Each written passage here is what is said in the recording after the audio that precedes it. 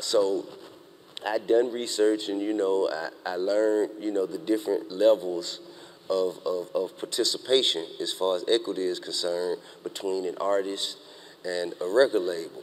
So I go in there and he sits down and he talks to me. He say, man, I really love, the response, man. It just came out of nowhere. It just came, and people just started. I'm like, no, it was not out of nowhere.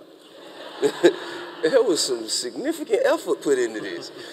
And my basically what my spiel was to him, okay, so since my album dropped, and it probably was about 4 to 6 months between the time it was released to the time he actually heard the buzz. So I was like, man, since my album dropped, I have been tirelessly investing in myself and basically operating as an independent record label. So for me to move forward, there would be absolutely no way I would see it reasonable for me to operate as an independent label and not get the credit for being an independent label. I said, because if I was just waiting on y'all, you'd have never called, and I'd have never been here. So for me to work on the second album to ensure that it won't turn out the way the first one did, I'm gonna need $2 million in a joint venture. And he say, that's it? I say, yeah, that's it. And he say, oh, what? I say, you could just let me go. He said, okay.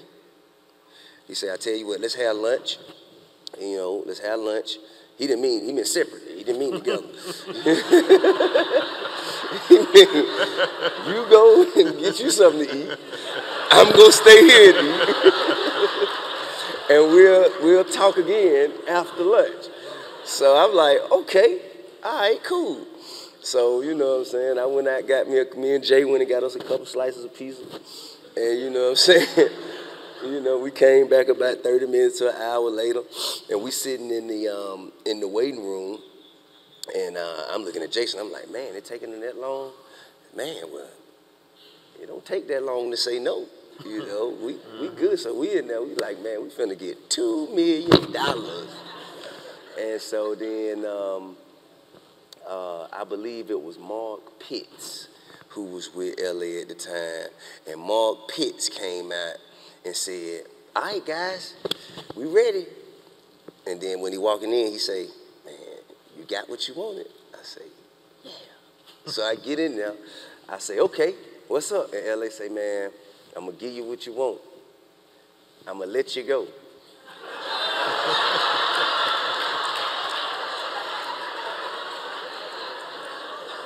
What? Yeah, okay. Yeah, that's right.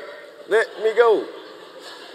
So he turned me loose. But see, you know what I'm saying? What I didn't understand then, he turned me loose into the industry, like with a buzz as a free agent.